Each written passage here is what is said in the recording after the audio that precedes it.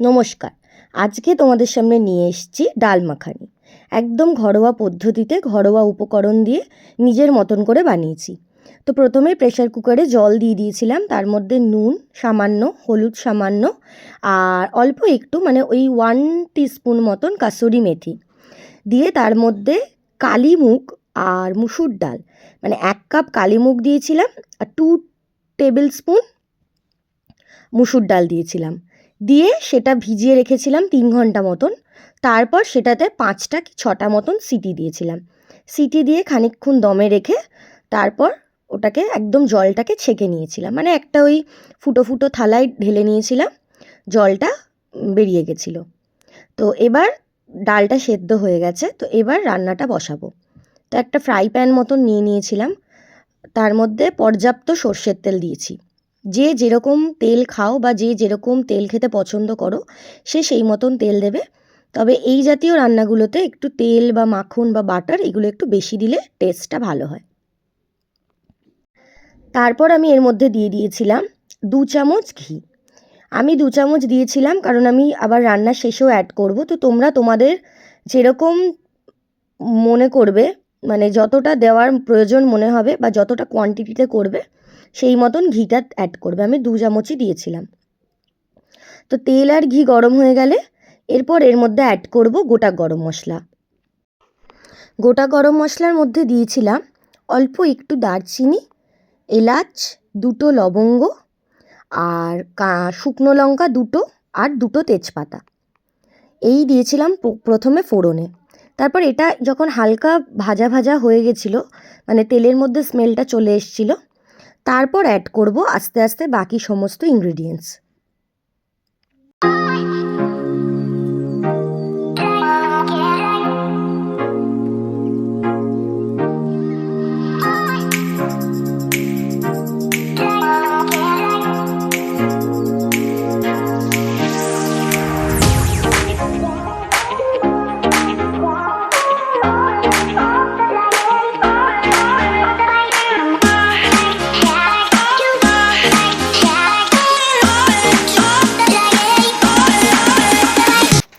তো তারপর এর মধ্যে দিয়ে দিয়েছিলাম রসুন, আদা আর কাঁচা লঙ্কা কুচি।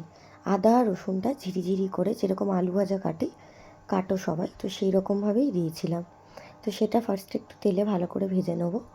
তারপরে 2টো মিডিয়াম সাইজের পেঁয়াজ, সেটাও ঝিরিঝিরি করেই মানে কেটেছিলাম। তো তারপর সেটাও তেলে দিয়ে দেবো, দিয়ে এগুলোকে ভালোভাবে ভাজবো যতক্ষণ না এগুলো পেঁয়াজটা মোটামুটি ওই ট্রান্সপারেন্ট মতন হচ্ছে। আর সামান্য পেঁয়াজটাতে একটু নুন দিয়ে দেবে, দিয়ে ইচ্ছে করলে একটা হালকা ঢাকা দিতেও পারো, নাও দিতে পারো। পেঁয়াজ এমনি নুন দিলেই সঙ্গে সঙ্গে ভাজা হয়ে যায়। তো দেখো এই 4টে জিনিস দিয়ে প্রথমে ভালো করে তেলের মধ্যে নাড়িয়ে নেবো, নাড়িয়ে নাড়িয়ে ভেজে নেব। তো তারপরে অ্যাড করব বাকি মশলাগুলো।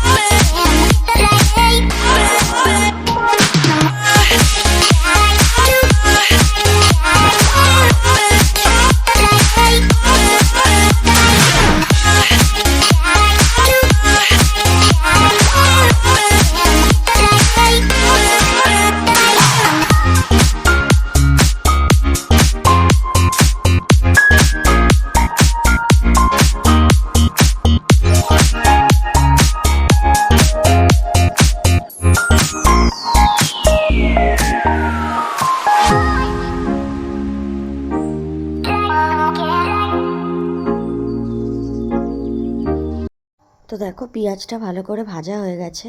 এবার এর মধ্যেই একটা মাঝারি সাইজের টমেটো নিয়েছিলাম, টমেটোটাকে ভালো করে কুচি করে নিয়েছিলাম, তো সেটা দিয়ে দেবো। টমেটোটা দিয়ে ভালো করে আবার পেঁয়াজ আর টমেটোটাকে সামান্য একটু ভেজে নেব। তো তারপরে দেব বাকি গুঁড়ো মশলাগুলো। তো টমেটোটা আর পেঁয়াজটা ভাজতে ভাজতে একটু পোড়া পোড়া লেগে যাচ্ছিলো, তো তার জন্য আমি সামান্য একটুখানি নর্মাল জল অ্যাড করেছিলাম যাতে কড়াইতে লেগে না যায়। তো দেখো তারপরে দেব হচ্ছে বাকি যে মশলাগুলো আর কি, যেগুলো রেগুলার রান্নায় আমরা ইউজ করি, ধনের গুঁড়ো, জিরের গুঁড়ো, কাশ্মীরি রেড চিলি পাউডার, নুন, মিষ্টি, সমস্ত কিছু এরপর আস্তে আস্তে একটা একটা করে অ্যাড করব।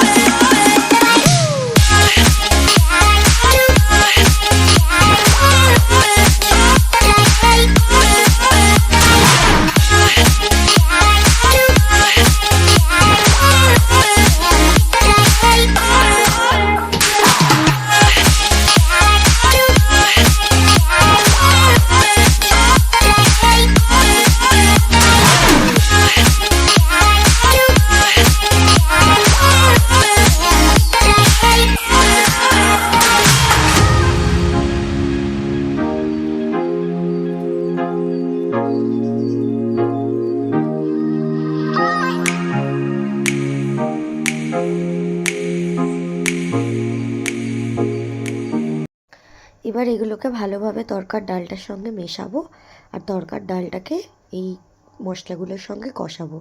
যতক্ষণ না কষানো হচ্ছে, মানে যতক্ষণ না ডালটা সম্পূর্ণভাবে শুকাচ্ছে, ততক্ষণ এটাকে ভালো করে কষিয়ে নেব।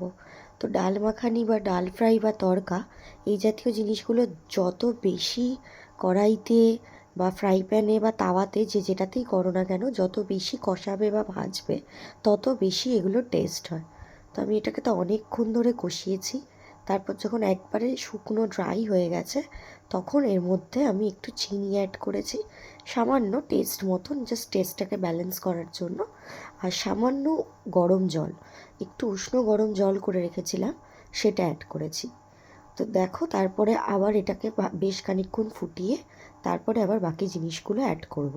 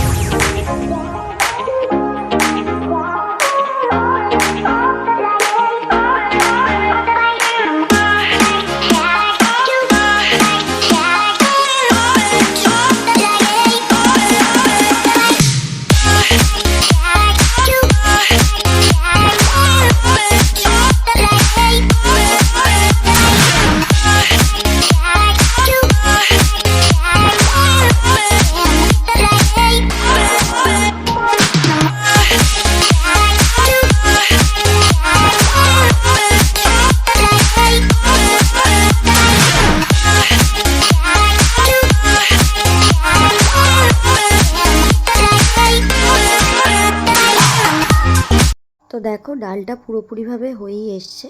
এবার সামান্য একটু কাসুরি মেথি নিয়ে হাতে করে একটু ক্রাশ করে উপর থেকে ছড়িয়ে দিয়েছি। এটা একদম শেষ পর্যায়ে দেওয়াটাই ভালো, তাহলে কাসুরি মেথির একটা সুন্দর ফ্লেভারও বেরোয় আর খেতেও খুব ভালো লাগে। এরকম হাতে করে একটু ক্রাশ করে দিলে কী হবে, কাসুরি মেথিগুলো মানে মেথির ওই পাতাগুলো আর কি একেবারে মুখে পড়বে না। তো এটা দিয়েও একটু ভালো করে নেড়ে চেড়ে নিচ্ছিলাম ডালটাকে। তো এরপরে অ্যাড করব গুঁড়ো দুধ। আর গুঁড়ো দুধটা একদমই খুবই সামান্য, জাস্ট একটু টেস্টের জন্য একটু 2 টেবিল স্পুন মতোই দিয়েছিলাম আমি। তো আমার একটু শুকনো লাগছিল ডালটা, তাই জন্য আমি একটু সামান্য জল অ্যাড করেছিলাম। তো তারপরে অ্যাড করব গুঁড়ো দুধ। লম্বা লম্বা করে যে আদাটা ফার্স্টে ফোড়নে দিয়েছিলাম তার থেকেই একটু সামান্য রেখে দিয়েছিলাম সেই আদাটা, আর হচ্ছে ধনেপাতা, এগুলো দিয়ে আর একটুখানি ফুটিয়ে নামানোর আগে সামান্য একটু ঘি আর সামান্য একটু বাটার দিয়ে ভালো করে আবারও ফুটিয়ে তারপর নামিয়ে ফেলবো। তো দেখো তোমরা বাকিটা আমি একদম শেষ অবধি কীভাবে করছি।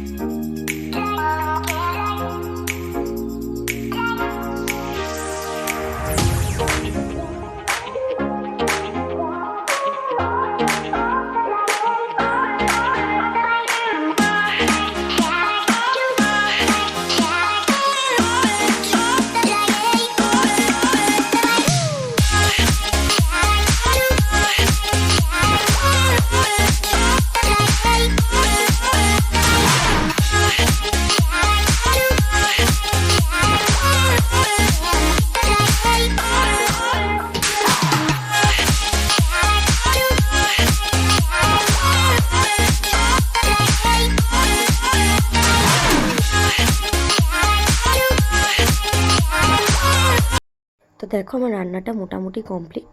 এটা রুটি, পরোটা, লুচি যে কোনো কিছুর সাথেই তোমরা খেতে পারো। তো যদি তোমাদের আমার রান্নাটাগুলো ভালো লেগে থাকে বা এই ধরনের রান্না আরও দেখতে চাও, ঘরোয়া উপকরণ দিয়ে বিভিন্ন ধরনের রান্না, তাহলে অবশ্যই আমার চ্যানেলটা সাবস্ক্রাইব করে দিও।